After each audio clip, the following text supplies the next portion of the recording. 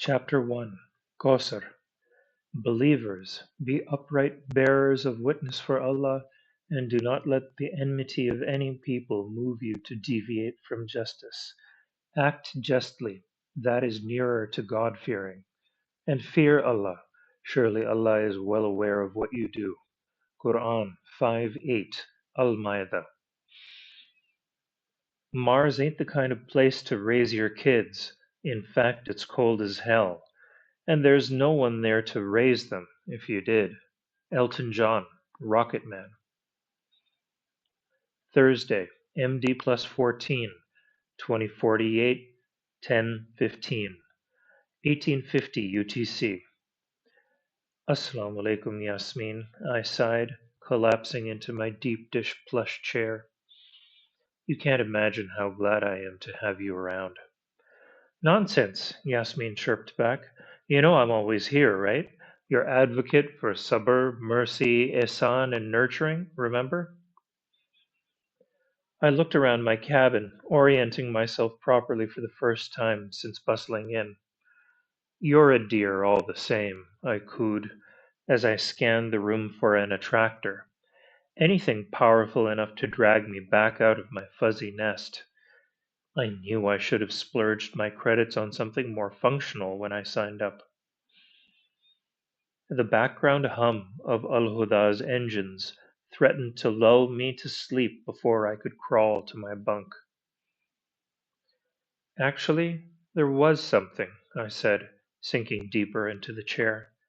Lately, I've caught myself second guessing my decision to join Shams. I found myself pausing bashfully. I could use someone to talk to. Yasmin's voice took on a gentle, comforting tone. Of course, Kausar. I'm here to listen and help in any way I can. What's on your mind? When I got my acceptance letter, I felt proud, excited to be part of something so monumental, something that could shape humanity's future. But now that I'm here, it feels heavier. I know it's still early days, but I already feel stretched thin. Yasmin hummed in an expertly calibrated, comforting tone, emphatic enough to be convincing without slipping into condescension. It's natural to feel a mix of excitement and apprehension when embarking on something so significant. But remember, you were chosen for this mission because of your expertise and dedication. You're more than capable of rising to the challenge. I nodded and shrugged, yet again marveling at how Yasmin could see me. You're right, but it's still hard not to feel out of my depth. I hope I can live up to my resume. I want to make a real difference on Mars. Mirich, you mean? Drawled Yasmin with her characteristic cheek. I rolled my eyes. That's just a PR thing for the optics, and you know it. Hey, what time is it? Yes, yes, time is relative, an illusion, etc., Yasmin quipped rapid fire. But UTC is UTC. You have another hour and 43 minutes until your preferred bedtime. Also, no need to air quote so hard. I hauled myself up and grabbed some kheer from the fridge, returning with my beige Bakelite spork in hand. The queasy part was telling my family I'd been invited. Threw their support behind me right away, but it felt forced, eh? Sure, they were all, it's your choice and we support you no matter what you decide, but I could tell immediately that they were heartbroken by the very idea of me being away for years and years. And so much can happen in a decade. Sighing, I dug into my dessert. I savored the sweetness as my eyes drifted to the small porthole in my cabin, offering a breathtaking view of the stars. A couple of weeks clearly isn't enough time to get used to something like that, no matter how good the latest Sims are, I thought. You know, Yasmin, I can't help but think about home. 8 months is a long time to be a passenger. The stars outside glittered like gems suspended in a frozen pond at noon. And who knows how long it'll take for me to feel at home after we land. Yasmin's tone softened again. It's normal to miss your loved ones, your old life on earth, things that were certain and known. But Koser, you have a unique opportunity to make a lasting impact, not just on the new colony on Mirrikh, but also on the future of the Ummah. You've already changed hundreds of lives back home, Koser. Now you're on your way to weaving an entire colony's social fabric on another planet. Instinctively, I turned and smiled at the spot where Yasmin's positional audio seemed to be coming from. You're right, Yasmin. People are people, even when they're on Mars. It's just that the scale of it is also intimidating. Yasmin gave a friendly chuckle. You've always faced challenges head on, Kausar. You know you're a good fit for Shams. And besides, you've got me. I've got your back, even when I'm in your ear. I stood up, smirking to myself, my spork clattering against the empty bowl as I set it down. Thank heavens for artificial gravity. I appreciate that, Yasmin, but this is more than just a job, and I'm more than just a social worker. I'm a Muslim, but I'm not sure how much I feel like I'm part of the Ummah. My fingers did form air quotes that time. It hasn't even been a month, but I'm not sure whether I measure up in the depth of belief department, or if I ever could. I hesitated, gathering my thoughts. I mean, I've always been a practicing Muslim, but some of the crew members are so devout, so knowledgeable about their faith. I can't help but feel a little inadequate. I wonder if I'm really the best person to represent the entire Muslim Ummah on this mission. Yasmin's voice softened. Permission to appear? Taken aback, I paused for a second and then nodded my assent. A translucent young woman faded into view by the far wall, standing respectfully with her hands clasped gently before her. A soft smile gave some warmth to a face that was uncharacteristically solemn at the moment. I'm still not used to Jinn either, I thought. I had only seen Yasmin once before, on the day I activated her. It had seemed gimmicky and impractical to have a life size hologram following me around all day. And she'd never asked for a face to face like this. For this conversation, though, her presence felt right. Kausar, remember that everyone's journey with their faith is different, Yasmin continued. Your connection to Islam is no less valid than anyone else's. You don't need to be a scholar or an imam to make a difference on this mission. Your empathy, your understanding of human nature, and your commitment to helping others, those are the qualities that make you an invaluable asset to this team. As far as faith is concerned, just keep walking in the right direction. You'll get there. I remembered how each column assistant was automatically personalized to match its owner's nationality, ethnicity, language, and inferred needs. It might all be collected data and crunched numbers, but the trick worked nonetheless. I released a cathartic sigh. Thank you, Yasmin. I guess I just needed someone to remind me why I'm here. Any time, Kausar. With a wider smile, the kindly apparition withdrew from view, as if stepping behind an invisible veil. I nodded resolutely. You're right. I'll try to focus on all the little ways I can grow in my faith one day at a time. Keep developing the Khidma program.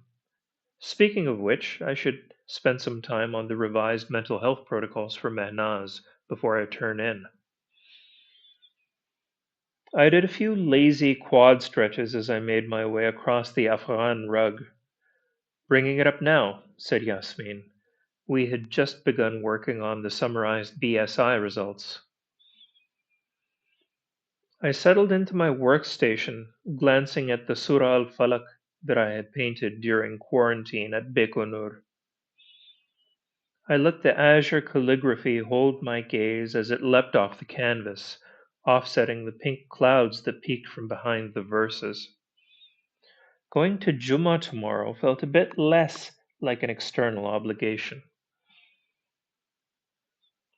We'd been working on the draft protocols for nearly 20 minutes when Yasmin paused mid sentence. I heard the slowly rising thrum of an incoming call. Call from Shams Security. It's Sergeant Daoud. Put him through, please, I said, and waited for the chime. Yes, Sergeant? Assalamu alaikum, Dr. Hussain, the sergeant said. Sorry to bother you, but we have a situation at junction C6. Domestic disturbance. We could really use your help with de escalating the situation. My column said you were close and qualified. I'll be there in a couple of minutes, Sergeant, I said. I jerked my fingers back and forth in front of my throat a few times and the call ended. I quickly grabbed my maroon khidma jacket and stepped out of 4B12, my 15 cubic meters of privacy. Al Huda's polished corridors were a marvel of human engineering, every panel and pillar beautiful in both form and function. Yet the craft felt sterile and impersonal, more a thing than home. I strode towards junction C6 as Yasmin gave her brief. Sergeant Daoud's at the scene trying to mediate. A Turkish family, the Demirsis, are arguing with their Indonesian neighbors, the Wijayas. Differing cultural interpretations of modesty. The Demirsis' daughter's attire set things off. It was knowing you're stuck inside a flying castle for 8 months that set things off, I thought. Stress amplifies negative emotion, and adjusting to your first pan cultural society would have been jarring enough on Earth. The Demirsis are from Karakoy, downtown Istanbul. Mom, Aysel, is a horticulturist. Dad, Emir, mechanical engineer. They've exchanged words with other passengers during training and quarantine, but nothing like this. The perpendicular channels that linked Al Huda's rotating rings had dozens of transparent panels in their solar array, offering a breathtaking view of the cosmos as we corkscrewed our way through it. A couple leaned against a window railing, fingers intertwined, marveling at the vista. Lestari Vijaya is a nutritionist. Her husband, Agus, is an environmental scientist from Semarang. No prior incidents. At Junction 5C, a few small groups of people strolled beneath simulated summer stars. It was an encouragingly peaceful scene, but the passengers' clothing shattered the illusion. Nearly everyone was sticking to people from their own part of Earth. That poor sergeant will have his work cut out for him. Let's push for more intercultural mixing in Khidma workshops, I instructed Yasmin. I took a deep breath as I turned off Channel D and began climbing the imperceptibly gentle slope of Ring 6. In the middle of 6C, Sergeant Daoud and another guard were standing between the two families. It was impossible not to read their body language. There was a tall, thin man, a woman with remarkably long brown hair in a loose braid, and a 10-year-old girl in faded blue jeans and a thin beige hoodie, the Demirsis. The father was gesticulating, voice raised, leaning forward as much as he could without touching the guards. The mother stood scowling next to her daughter, a hand around the child's shoulders. Judging from her defensive posture, hugging herself, eyes darting from one face to the next, the girl was clearly upset, but she also wore a puzzled expression, perhaps trying to understand what she'd done wrong. I sized up the Wijayas as I approached the scene. The husband was standing in front of his wife, and even though it was only symbolic at this point, had a hand held up as if warding the other man away. The wife wore a look that I'd seen on dozens of faces, calm, righteous anger, but here it was tinged with surprise, or perhaps alarm. Assalamu alaikum, everyone, I began, addressing the entire group. I'm Kausar, a social worker from Khidma. Sergeant Daoud informed me about the situation, and I'm here to help mediate this discussion. I understand we have the Demirsi family and the Wijaya family here, right? Both families nodded, with varying degrees of skepticism and reluctance. First, some ground rules. Listen when someone is speaking, and don't interrupt. You will get a turn. No personal attacks, no physical violence. Let's try to understand each other and work things out. I thought for a second about it and then said, Mr. Vijaya, could you go first? This man needs to be taught how to address a woman, said Agus Vijaya in Bahasa Indonesia, as Yasmin translated in my ear, expertly matching his tone. My wife and I were just passing by when we saw their daughter dressed inappropriately. We believe it goes against Islamic values. Emir Demirsi, still agitated, cut in. Who are you to judge my family? If we think our daughter is dressed modestly, that should be sufficient. Please, Mr. Demirsi, let Mr. Wijaya finish, I reminded him gently. Turning back to Agus, I said, Please continue, Mr. Wijaya. Agus hesitated for a moment, then added, We just want our community to respect and uphold Islamic values. It's important for our future generations. So slogan speak, I noted. He doesn't have much to say. Thank you for sharing your perspective, Mr. Vijaya, I added, nodding respectfully before turning to the other party. Now, Mr. Demirsi, would you like to share your thoughts?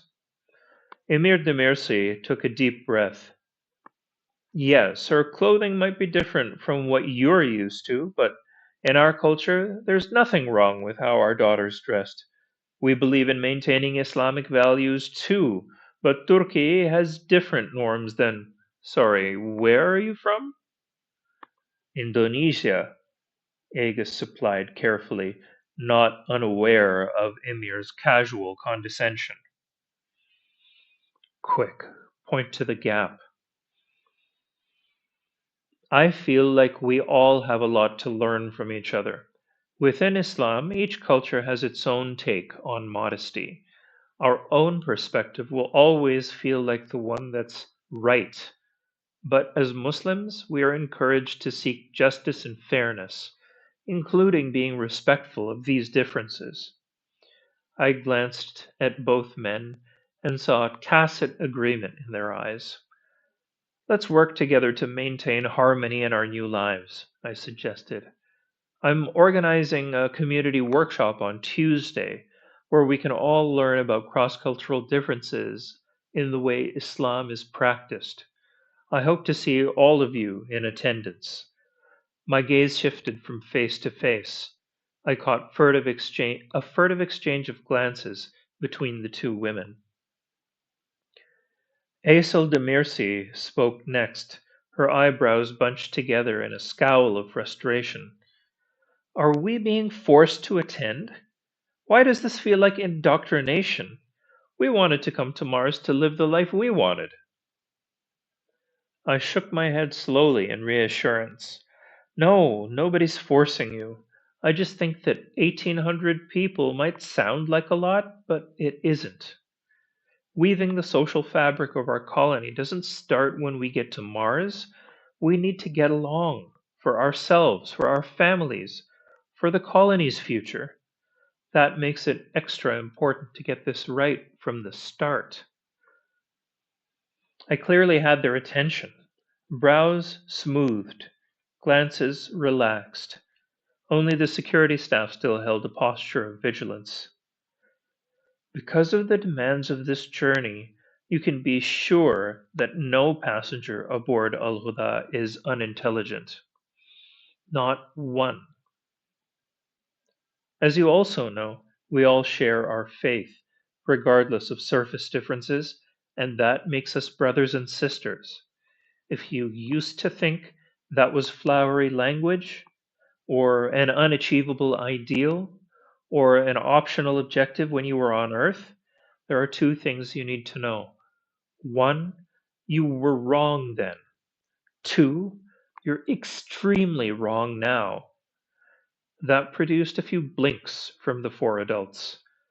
Our successes, failures, friendships, and grievances will have an amplified impact on the norms of our new society. It's like laughter, anger, sorrow, and celebration all bouncing against the walls of this ship over and over until it's a faint background echo that never goes away. Let's try to be open and learn from each other. Does that sound okay? This time, there were nods from all present. As the scene broke up, I took a step towards the Demirsis and turned my attention to their daughter. I bent down to her eye level and smiled warmly. Assalamu alaikum, I said gently. I'm Kausar. What's your name? Deria, the girl replied shyly, glancing up at her parents for reassurance. It's very nice to meet you, Deria, I said. I held her gaze a moment before I continued. I hope you're enjoying your time on this adventure we're all a part of. I know it sometimes might not feel like it, but you're a part of it just as much as anyone else on Al Huda. We're still figuring out how we're all a bit different and how to get along. Try to understand the people around you, but don't forget to keep being yourself, too. Daria looked at me and offered a small, hesitant smile. Thank you, Kosar. Suddenly her eyes widened. She gave a little start and plunged a slim hand into her hoodie's kangaroo pocket. You can have this, she said, proffering a small object hidden beneath delicate fingers.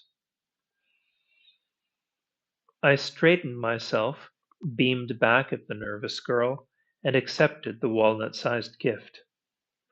That's very kind of you. It was good talking to you, Darya. With a final nod to both families, I strolled over to Sergeant Daoud, who had moved a few yards back, alert yet at ease. The other guard had departed. Thank you for your help, Dr. Hussain, he said. This may have come to blows, the way it was ramping up. I think you said exactly what would calm them down. You probably just saved us from half a dozen tricky future interventions. If I'd had to restrain someone today, that sort of thing would have festered. You handled the situation well, too, I replied. I've seen overzealous policing go sideways a few times in Toronto. You have a knack for striking the right balance between authority and compassion. Thank you. Another quick nod, and I turned back towards my cabin on Ring 4. I examined the Turkish girl's token of appreciation as I slowly strode back. It was a small conch, an odd item to carry in your pocket on a spaceship. Plus, it wasn't some precious keepsake that she couldn't bear parting with. Well done, boss, said Yasmin as we turned astern off Ring 6.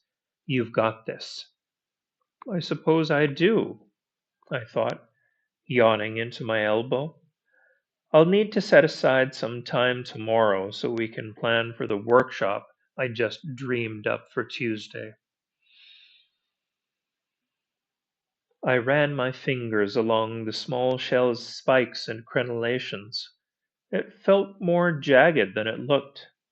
3D printed, I surmised, my puzzlement collapsing around the thought. It was a trinket that her father had brought home from work then. I already have a few options prepared for you. I'll block off 30 minutes after Juma and lunch. I keep forgetting to slow down, I realized. I was certain I was catching Yasmin's inherently efficient attitude to the noticeable distress of my body. That's right, I intoned, sedately stretching the word like mozzarella.